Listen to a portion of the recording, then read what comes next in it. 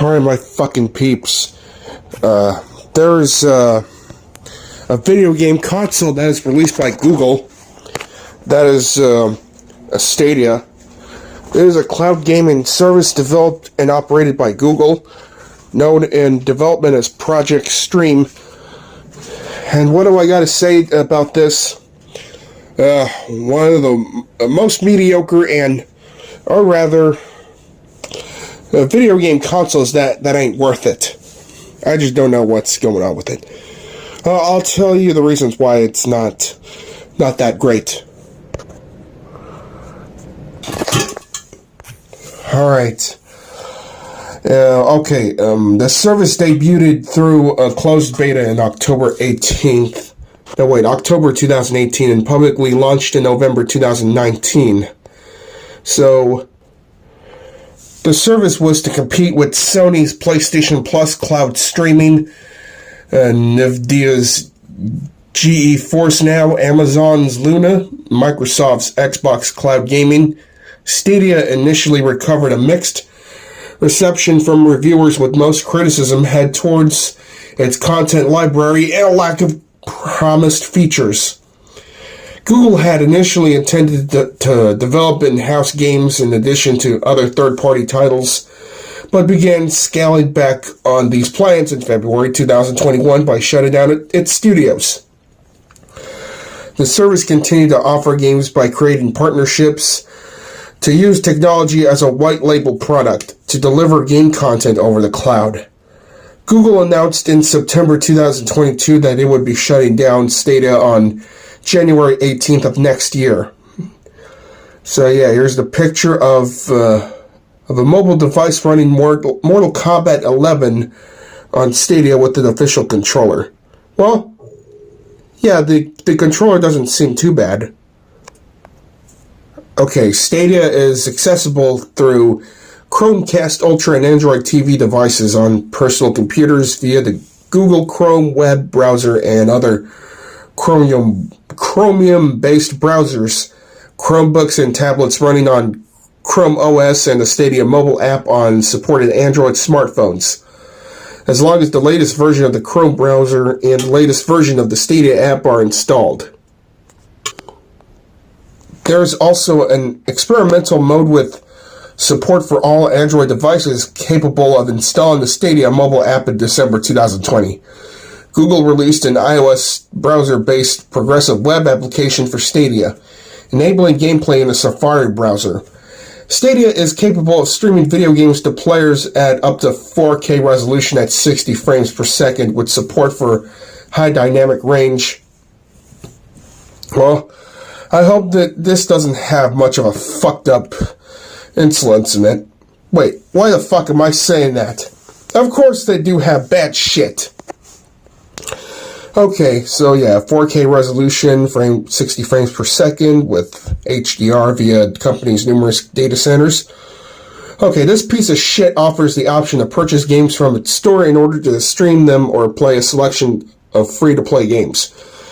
While the fucking base service is free and lets users stream at resolutions of up to 1080p, a Stadia Pro monthly subscription allows for a maximum resolution of 4K, 5.1 surround sound HDR, and offers growing collection of free games that, once claimed, remain in the user's library whenever they are subscribed. Okay, both tiers allow users to play online multiplayer without any additional fucking costs. Stadia is integrated with YouTube, and its state share feature allows players to launch a supported game from a save state shared by another player via permalink. The service supports Google's proprietary Stadia game controller, although with various non-Stadia controllers through USB and Bluetooth connections. Well, I'll be fucking damned. Okay, this piece of shit console initially launched on November 19th, yeah, I said that, in 14 countries, alright, including Belgium, Canada, Denmark, Finland, France, Germany, Ireland, Italy, Netherlands, Norway, Spain, Sweden, the United Kingdom, and the US of fucking A. The Founders Edition bundle, which was available for pre-order for $129 US bucks. Prior to the service's launch, including a Chromecast Ultra, a limited edition Midnight Blue Stadia controller, 3 months of Pro service, an additional 3 months of Pro service to gift to a friend. Founders badge next to their username and first access to register a username. After Founders Edition pre-orders sold out, Google announced the Premier Edition bundle for $129 US bucks, with the Chromecast Ultra, a clearly white Stadia controller, and a 3-month subscription to the Pro tier included. At launch, Stadia was limited to the subscription-only Pro tier. It was expanded to several Samsung Galaxy, Razer Phone, and ASUS ROG phone devices in February 2020, after being only available on Google Pixel devices for months since it's launched. Shit. Okay, in March 2020, Google sent promotional emails to owners of Chromecast Ultra devices offering 3 months of the Stadia Pro at no cost for redemption. Okay,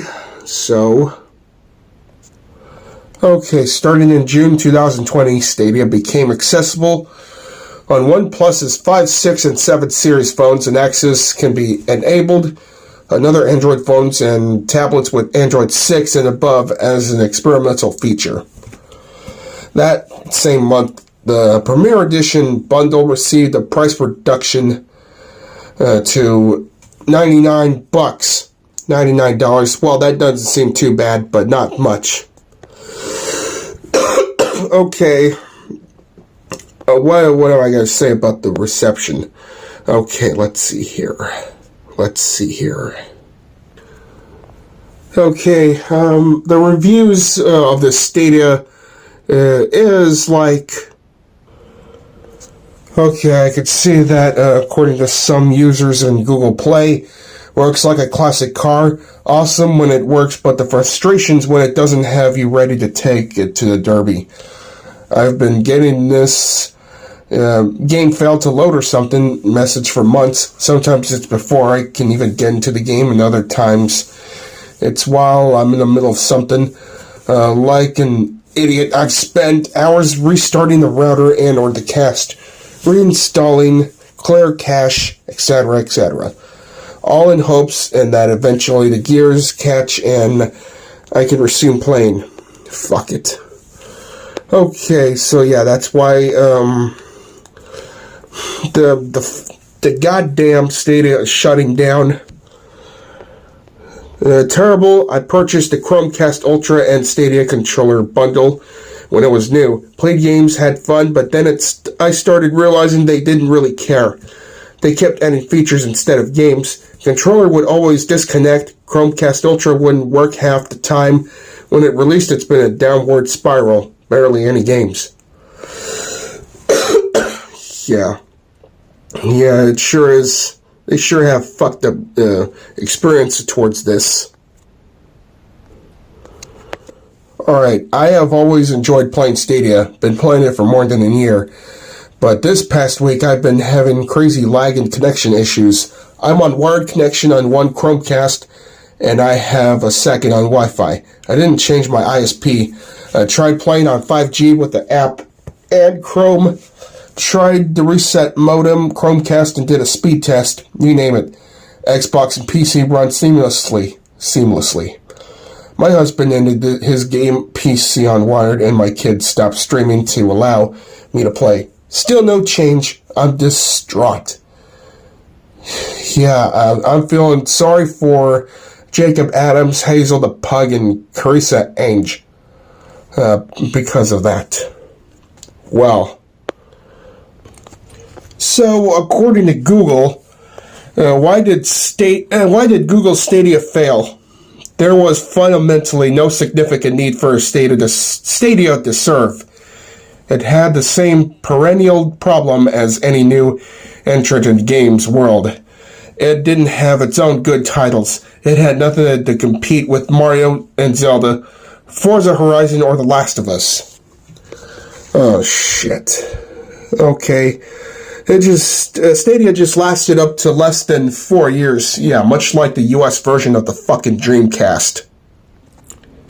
Yeah, even though I am ashamed of Google because of what happened, because of what the fuck just happened to Stadia, Google will likely be shelling out millions on Stadia refunds. Google's decision to shut down Stadia is proving to be a costly one, as fans estimate that the average refund will set the company back around $900 per person. Yeah, I do feel sorry for Google.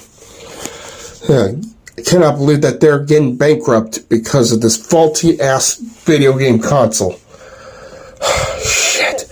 Okay, Stadia will attempt to automatically process refunds for all purchases of games, add-on content, subscription fees, other than the Stadia Pro made through the Stadia store.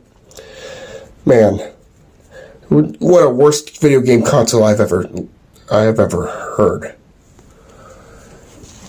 So in conclusion, peeps, I am glad that I never used Google Stadia, and I don't think I'm going to plan to purchase that because of how faulty it was. So yeah, Stadia is a video game console, and that's just nothing but a big pile of fucking shit.